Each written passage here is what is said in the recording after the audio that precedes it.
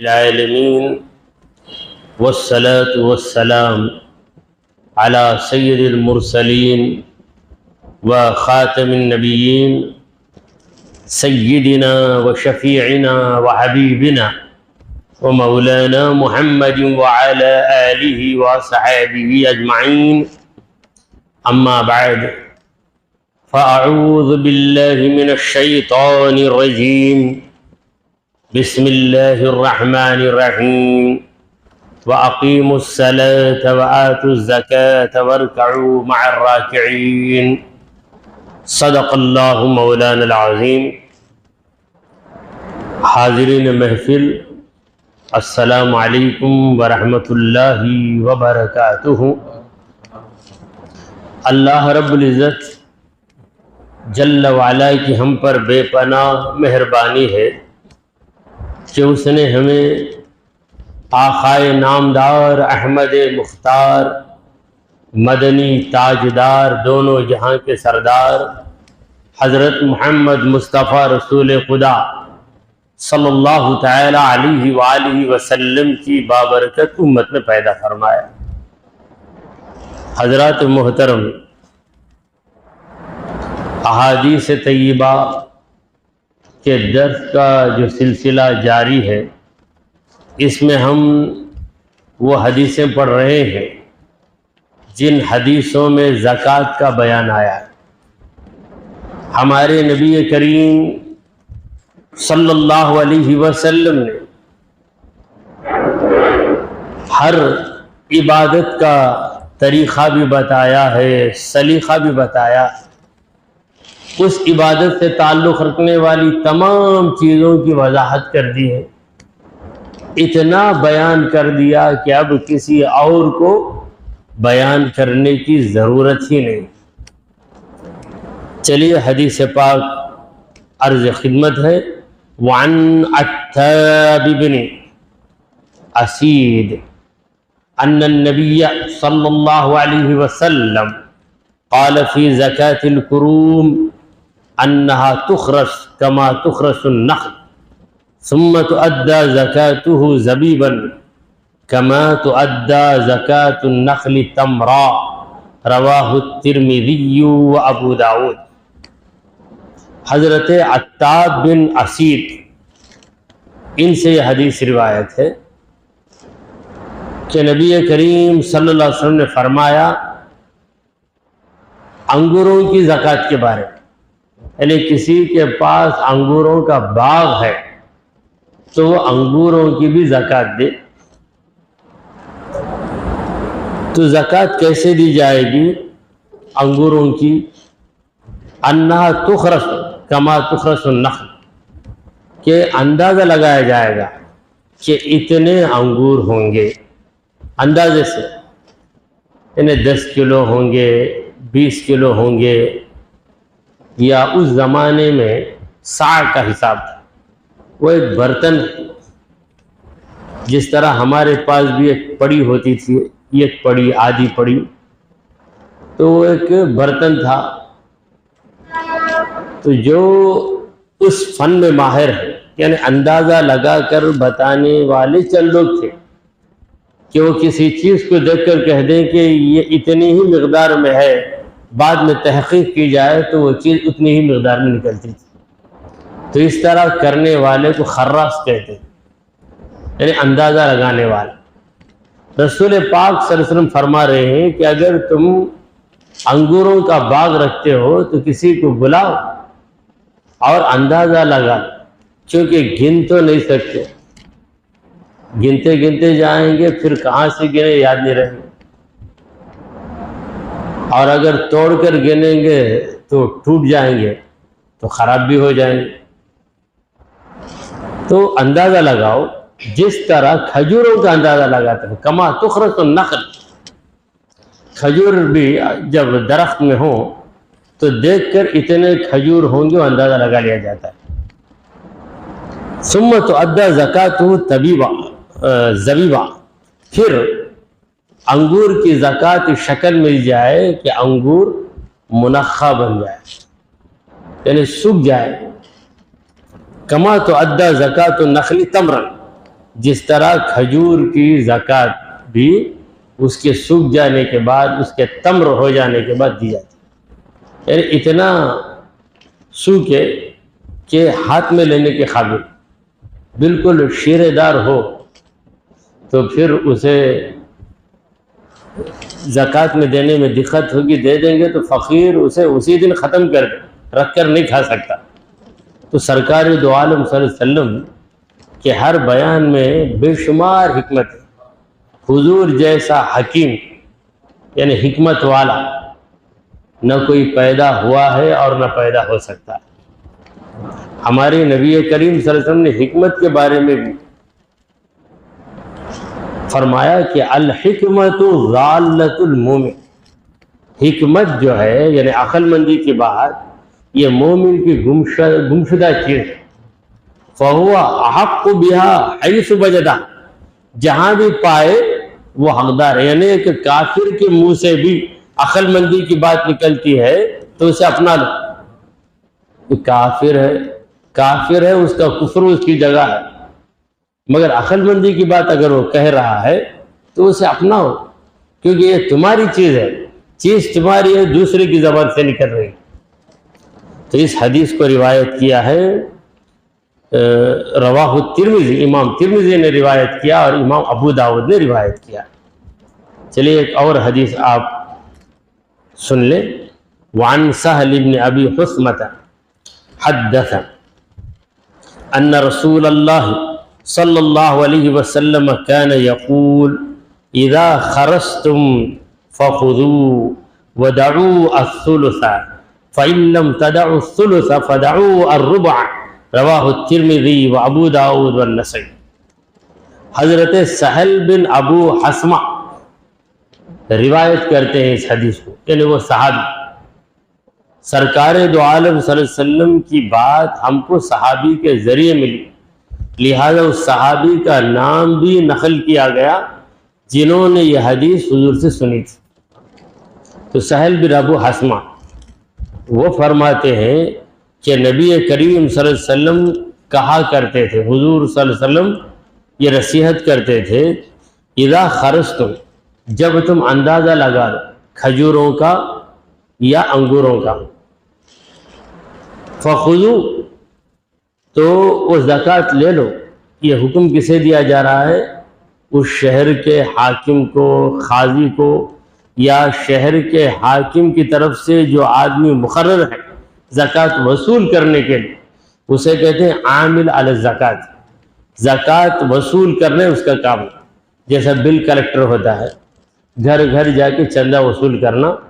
تو اس زمانے میں ایک شخص مقرر تھا، اس کا کام تھا مالدار کے پاس جانا، اس کے پاس مالداروں کا حساب ہوتا تھا، یا جو مالدار نہ بھی ہو اس کے پاس بھی جاتا ہو چیک کرنے کے لیے کہ نصاب رکھتا ہے یا نہیں۔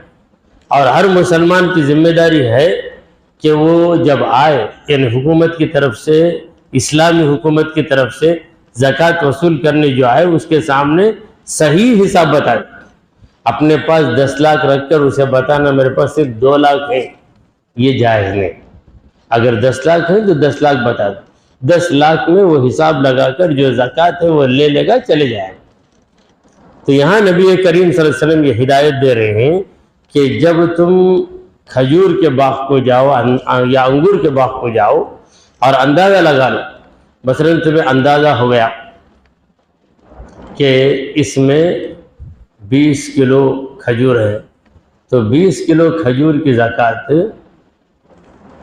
اس کا 10واں حصہ ہے، 2 کلو وہ خیرات دے دے، 2 کلو بطور زکوٰۃ دے دے، باقی 18 کلو رکھ کر خود بھی کھا سکتا ہے، وہ فروخت بھی کر سکتا ہے، کچھ بھی کر سکتا ہے۔ تو جب تم اندازہ لگا لو، مثلاً اندازہ لگا لیا کہ اس میں 30 کلو ہے مثلاً، اب 10 کلو کو 1 کلو تو 30 کلو کو 3 کلو ہے۔ جب 3 کلو تم کو لینا ہے، دعوا الثلث، اس میں 1/3 چھوڑ دو، یعنی 3 کلو میں 1 کلو دے دو اسے، 2 کلو تم لے لو اور کہو کہ 2 کلو ہم لے جاتے ہیں حکومت کی جانب سے غریبوں میں تقسیم کر دیں گے، یہ جو 1 کلو باقی ہے یہ تمہاری مرضی سے تمہارے رشتہ داروں میں یا تم جس غریب کو دینا چاہو تمہارے ہاتھ سے دے دو، اس طرح کرو، کیونکہ اس کے دل میں بھی خواہش ہوگی، باغ اس کا ہے، وہ چاہے گا کہ وہ اپنے ہاتھوں سے غریبوں کو دے، تو اسے بھی موقع دو۔ فَإِن لَّمْ تَدَعُوا الثُّلُثَ، اگر تم 1/3 نہیں چھوڑتے، فَدَعُوا الرُّبُعَ، پاؤ حصہ چھوڑ دو۔ پاؤ حصہ کتنا آئے گا؟ یعنی 3 کلو اگر زکوٰۃ ہے تو 1 کلو 1/3، اگر پاؤ دینا ہے، ربع 1/4 دینا ہے تو 3 کو 4 حصوں میں تقسیم کریں، 1.5 کلو 1.5 کلو، پھر 1.5 کلو کا آدھا 750 گرام، تو کم از کم اسے 750 گرام دے دو، باقی جو ہے تم لے لیا کر، تم لے کے آ جاؤ، یعنی 2 کلو 2.25 کلو تم لے لو، باقی 750 گرام جو ہے وہ اس کے حوالے کر دو۔ غلطی سے 750 کلو نکل گئے، کہاں چلے جائے گا حساب؟ 750 گرام، فدعوا الربع۔ تو اس میں سرکار دو عالم صلی اللہ علیہ وسلم کی حکمت اور حضور اکرم صلی اللہ علیہ وسلم دلوں کا بھی خیال رکھتے ہیں۔ حضور اکرم صلی اللہ علیہ وسلم سمجھا رہے ہیں کہ میں ایک آدمی کو مقرر کر کے بھیجتا ہوں تو میرا لحاظ کرتے ہوئے پوری زکوٰۃ تمہارے حوالے کر دیتا، مگر اس کے دل میں بھی کچھ خواہش ہوگی کہ میں کسی کو دے دوں، اس کا پڑوسی غریب ہوگا یا اس کا کوئی رشتے کا بھائی غریب ہوگا، اسے دینے کی اسے خواہش ہوگی، پورے تمہارے حوالے کر دیا تو نہیں دے سکتا، تو اس واسطے 3 پاؤ تم لے لو، 1 پاؤ اسے دے دو، 3/4 تم لے لو، 1/4 اسے دے دو، یا بہتر یہ ہے کہ اسے 3 حصوں میں تقسیم کر کے 2/3 تم لے لو، 1/3 اسے دے دو۔ تو یہ نبی کریم صلی اللہ علیہ وسلم نے فرمایا۔ یہ حضور اکرم صلی اللہ علیہ وسلم کی باتوں میں ایسی دانشمندی نظر آ رہی ہے کہ حضور اکرم صلی اللہ علیہ وسلم کی دانشمندی کے بارے میں ایک حدیث ہے، الخصائص الکبریٰ، جلال الدین سیوطی رحمۃ اللہ علیہ کی کتاب ہے الخصائص الکبریٰ، اس میں وہب بن منبہ ایک راوی جو اگلی کتابوں کے بڑے ماہر تھے، اگلی کتابوں کے بڑے توریت، انجیل، زبور، اس کے علاوہ کئی کتابیں وہ پڑھ چکے تھے، وہ فرماتے ہیں کہ میں نے 71 کتابوں میں پڑھا، قرأت فی 71 کتابا، میں نے 71 بکس میں پڑھا ہے کہ محمد صلی اللہ علیہ وسلم کی عقل اتنی اعلیٰ ہے، حضور کی دانش مندی، حضور کا وزڈم، حضور کی حکمت اس قدر اعلیٰ ہے کہ دنیا کے تمام لوگوں کی عقلوں کو ایک طرف رکھا جائے اور رسول کریم صلی اللہ علیہ وسلم کی دانش مندی کو دوسری طرف رکھا جائے تو حضور اکرم صلی اللہ علیہ وسلم کی دانش مندی ایک بڑے صحرا کی طرح ہے اور اس صحرا کا ایک ذرہ ہے تمام لوگوں کی دانش مندی۔ تو سرکار دو عالم صلی اللہ علیہ وسلم کی باتوں میں دیکھیے کہ باتیں معمولی ہیں جو ہر ایک کے سمجھ میں آ جاتی ہیں، مگر ان معمولی باتوں میں غیر معمولی حکمت ہے۔ باتیں تو آرڈینری ہیں لیکن اس میں حکمت ایکسٹرا آرڈینری ہے، غیر معمولی ہے۔ سرکار دو عالم صلی اللہ علیہ وسلم کی کسی بھی بات میں کوئی بھی شخص ذرہ برابر نقص بتا ہی نہیں سکتا۔ تیرے تو وصف عیب تناہی سے ہے بری۔ اعلیٰ حضرت فرماتے ہیں کہ یا رسول اللہ، آپ کے اوصاف ایسے ہیں کہ آپ کے اوصاف میں کوئی حد بندی نہیں کر سکتے، یعنی اتنی خوبی ہے اتنی خوبی ہے۔ تناہی کا مطلب ہے حد بندی کر دینا، کوئی حد بندی نہیں کر سکتا۔ اس حدیث کو امام ترمذی، امام ابو داؤد، امام نسائی نے روایت کیا ہے، رواہ الترمذی و ابو داؤد والنسائی۔ چلیے ایک اور حدیث آپ کے سامنے عرض ہے وعن عائشة قالت كان النبي صلى الله عليه وسلم يبعث عبد الله بن رواحة إلى يهود فيخرس النخل حين يتيب قبل أن يؤكل منه رواه أبو داود۔ بی بی عائشہ صدیقہ رضی اللہ تعالی عنہ روایت فرماتی ہیں اور کہتی ہیں کہ نبی کریم صلی اللہ علیہ وسلم عبداللہ بن رواحہ کو بھیجتے تھے۔ حضرت عبداللہ بن رواحہ رضی اللہ تعالیٰ عنہ صحابی، ان کو حضور نے مقرر کیا تھا الی یہود، یہودیوں کے باغوں کے پاس جاؤ۔ جب مدینے میں رسول کریم صلی اللہ علیہ وسلم آئے تو وہاں یہودی قوم تھی، ان لوگوں کے باغات بھی تھے۔ سرکار دو عالم صلی اللہ علیہ وسلم نے کسی پر ظلم نہیں کیا۔ وہاں آ کر حضور نے فرمایا کہ جتنے بھی پھل نکلیں گے آدھا پھل تمہارا، باقی آدھا ہم کو دے دو، کیونکہ ہماری حکومت میں تم ہو اور تمہاری حفاظت ہم ہر طرح سے کریں گے۔ مثلا اگر 50 کلو نکلتے ہیں تو 25 کلو تم رکھ لو، اس میں زکوٰۃ وغیرہ تو تمہارے پاس نہیں ہے، یہودی قوم، باقی 25 ہمارے حوالے کرو۔ یہ نبی کریم صلی اللہ علیہ وسلم نے طے کیا تھا اور یہودیوں نے اسے بڑی خوشی سے مانا، کیونکہ ان کے جو حاکم تھے ان کا معاملہ ایسا تھا کہ اگر 50 کلو ہو تو 40 ہم لے لیں گے، صرف 10 تم کو دیں گے، یا 45 لے لیں گے، صرف 5 تم کو دیں گے۔ بعض لوگ ایسا ہی کرتے ہیں کہ جب انہیں فائدہ ملتا ہے تو مزدوروں کو بالکل کم دیتے ہیں۔ مثلا کسی کام کے کرنے میں 1 لاکھ روپے آئے تو 1 لاکھ میں مزدور کو صرف 100 روپیہ 200 روپیہ دے۔ اب اس میں مزدور دیکھتا کہ محنت میری ہے کمائی ان کی، پھر وہ کھسک کر نکل جاتا۔ تو سرکار دو عالم صلی اللہ علیہ وسلم نے جو یہ طے کیا کہ آدھا تمہارا آدھا ہمارا، یہ سن کر یہودیوں نے کوئی شکایت نہیں کی بلکہ خوش ہو گئے۔ کہا کہ ایسا انصاف ہے کہ حاکم ہو کر صرف 50% مانگ رہے ہیں، ہمارے حاکم تو 90% مانگیں گے، 80% مانگیں گے، ہمارا بالکل خیال ہی نہیں کریں۔ تو حضور اکرم صلی اللہ علیہ وسلم نے عبداللہ بن رواحہ کو بھیجا۔ کس لیے بھیجا؟ فَيَخْرُسُ النَّخْلَ حِينَ يَتِيبُ قَبْلَ أَن يُؤْكَلَ مِنْهُ، یعنی کھجور جب اچھی طرح پک جائے، پکنے کے بعد اسے لوگ کھانے سے پہلے، یعنی کھانے کے لائق ہونے سے پہلے جا کر اندازہ لگا لیتے تھے۔ صرف ایک نظر دوڑائیں گے، دوڑا کر بولیں گے کہ تمہارے باغ کے اندر 500 کھجور ہیں، بس اب 500 ہیں تو 250 دے، 250 ہے۔ اور حضور اکرم صلی اللہ علیہ وسلم نے یہ بھی سمجھایا ہے ایک حدیث میں کہ آدھا تقسیم کرو گے، جب تمہیں کچھ فرق معلوم ہوتا ہے تو زیادہ ان کو دے دو، یعنی ہم کو جو 50% ملنا ہے، 50%، اس میں یہ 2 کم ہو جائیں تو کوئی بات نہیں، مگر ان کو جو 50% جانا ہے اس میں کچھ بھی کم نہیں ہونا، کچھ بھی کم نہیں ہونا، کیونکہ اصل مالک وہ ہے، یہودی رہا تو ہوا کرے۔ لہذا یہودیوں کو بڑی خوشی تھی، مگر بغض و عناد، ہٹ دھرمی کی وجہ سے انہوں نے شرارتیں کی۔ رواہ ابو داؤد، اس حدیث کو امام ابو داؤد نے روایت کی۔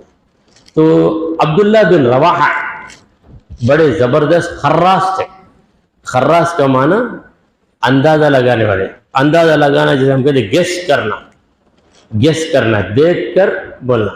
بعض لوگ عمر کو کبھی اندازہ لگاتے، چہرہ دیکھ کر بتا دیتے کہ آپ کی عمر 35 سال ہوگی، آپ کی عمر 42 سال ہوگی۔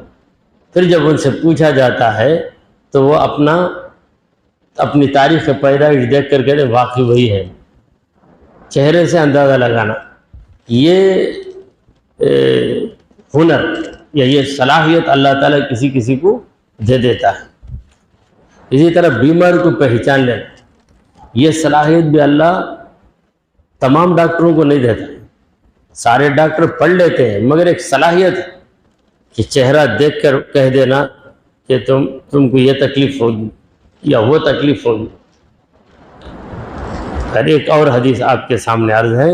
وعن ابن عمر قال قال رسول اللہ صلی اللہ علیہ وسلم فی العصر فی کل عشرۃ ازق زحق رواہ الترمذی وقال فی اسنادہ مقال ولا يصح عن النبی صلی اللہ علیہ وسلم فی هذا الباب کثیر شیء. تو اس حدیث کے راوی ہیں عبداللہ ابن عمر.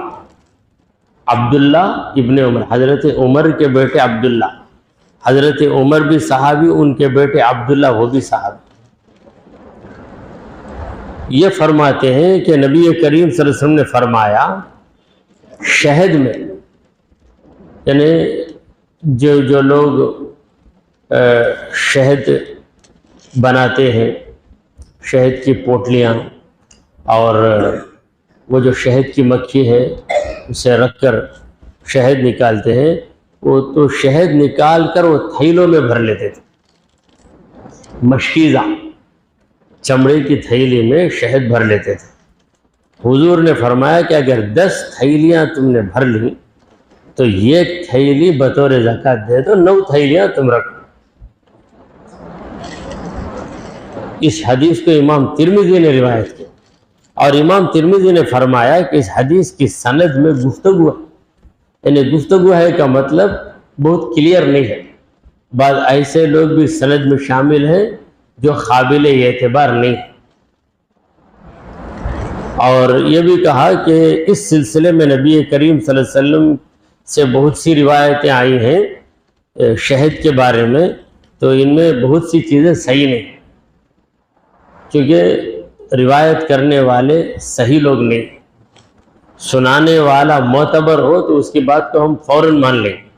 سنانے والا معتبر نہیں ہے تو اس کی بات پہ بھروسہ نہیں کریں. چلیے ایک اور حدیث عرض کرنے کے بعد اپنی بات کو ختم کیے دیتا ہوں. وعن زینب امرأت عبد اللہ, حضرت زینب رضی اللہ عنہا سے روایت ہے اور یہ عبداللہ کی بیوی تھی. ایک صحابی تھے عبداللہ, ان کی اہلیہ بی بی زینب.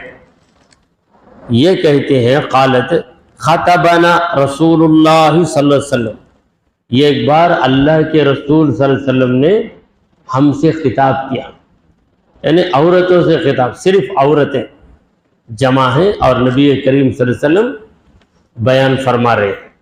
فقال, تو حضور اکرم صلی اللہ علیہ وسلم نے کہا یا معشر النساء, اے عورتوں کی جماعت.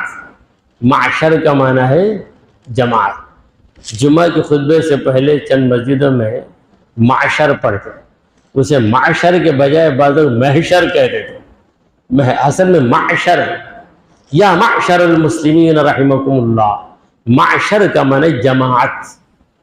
یا معشر المسلمین, اے مسلمانوں کی جماعت, رحمکم اللہ, اللہ تم پہ رحم کرے.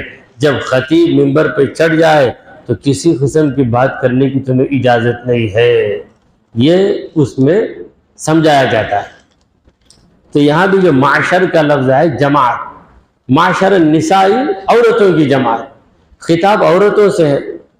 لہذا سرکار دو عالم صلی اللہ علیہ وسلم نے کہا کہ اے خواتین کی جماعت, اے عورتوں کی جماعت, تصدقنا, تم لوگ خیرات کیا کرو, زکوٰۃ دیا کرو.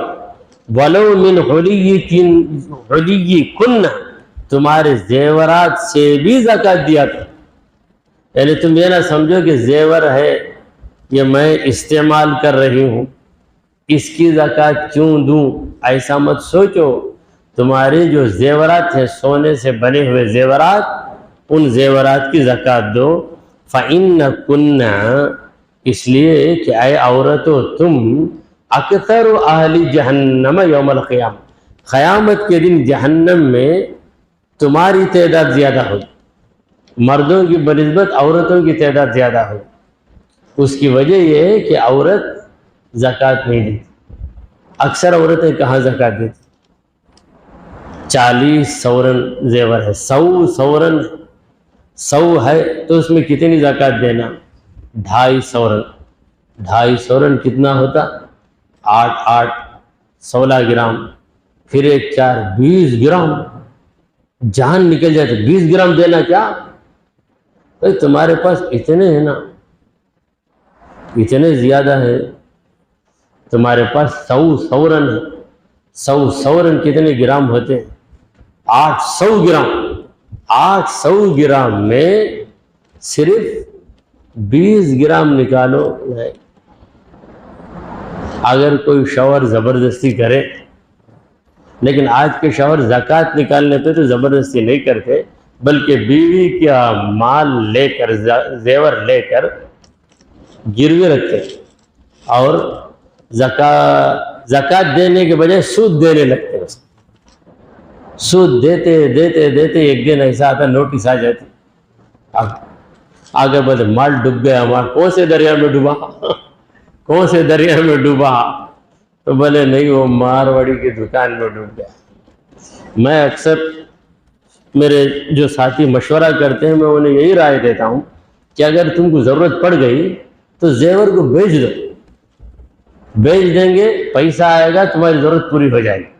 اگر تم گروی رکھیں گے تو تمہارا 1 لاکھ کا زیور وہاں رہے گا، استعمال نہیں کر سکتے، اور ماہانہ تم اس کے کا سود نکالیں گے 5,000 یا 10,000، 5,000 ہی نکالیں گے تو نکالتے نکالتے 10 مہینے نکالیں گے، 50,000 تمہارے اس کے پاس چلے جائیں گے، اور تمہارا زیور اس کے پاس یوں ہی رہے گا۔ پھر اور 10 مہینے جائیں گے تو 1 لاکھ دے کر اب بڑھیں گے، نہ کچھ کھایا، نہ کچھ پیا، نہ کسی کو دیا، کچھ بھی نہیں۔ 1 لاکھ، 1.5 لاکھ، 2 لاکھ وڈی کو چلے گیا، وڈی کو چلے گیا، سود میں چلے گیا۔ یہ سود کا دینا بے سود ہے، بے فائدہ ہے۔ اگر ہمارے پاس زیور ہے، وقت ضرورت کام آنے کے لیے زیور رہتے ہیں، تو ضرورت پر کام آنا تو اسے بیچ دینا، اسے اس کے حوالے کر کے پہلے وہ سود کاٹ کر آپ کو قرض دیتا ہے، اور قرض بھی زیور کی پوری قیمت نہیں دیتا۔ زیور آپ کا 4 لاکھ کا ہو تو وہ زیادہ سے زیادہ 2 لاکھ دے گا قرض۔ پھر اگر آپ زکوٰۃ آپ اس کی یہ نہیں دیں گے، وہ جو انٹرسٹ ہے وہ نہیں دیں گے، تو آپ کو فوراً اطلاع دے دے گا کہ اتنے مہینوں کا نہیں آیا، لہذا آپ کا پورا زیور وہ بیچ کر وہ اپنی چاندی بناتا، اور آپ یہاں پہ حیران پریشان رہتے۔ تو افسوس کا مقام یہ ہے کہ اکثر مارواڑیوں کی دکانوں میں برقع پوش مسلم خواتین ہی نظر آتی، اطمینان سے جا کر سے مال ملے گا کیا، چلے گا تو مال ملے گا کیا، اب وہ مال رکھ کر کریں گے کیا؟ تم پامال ہو جاتے ہیں نا جا کر ہے۔ تو حضور اکرم صلی اللہ علیہ وسلم نے کہا کہ اے عورتوں تم زکوٰۃ دیا کرو، میں نے دیکھا کہ جہنم میں تم لوگ زیادہ ہو بخیلی کی وجہ سے، تم کو مال پیارا ہے، زیور پیارا ہے، رب کا حکم پیارا نہیں ہے۔ رواہ الترمذی، اس حدیث کو امام ترمذی نے روایت کیا ہے۔ تو چلیے اسی پر اکتفا کرتے ہوئے دعا کریں کہ اے اللہ ہم نے جو کچھ کہا اور سنا اسے قبول فرما لے۔ اے پروردگار ہمارے گناہوں کو معاف فرما، ہمارے خطاؤں کو درگزر کر دے۔ اے رب العالمین ہم پر تیری رحمت نازل فرما۔ اے اللہ ہمیں سیدھے راستے پر چلا، تیرے انبیاء تیرے اولیاء کے راستے پر چلا۔ اے رب ذوالجلال ہمارا خاتمہ ایمان کی حالت میں فرما۔ وصلی اللہ تعالی علی خیر خلقہ سیدنا و مولانا محمد وعلی آلہ و اصحابہ اجمعین۔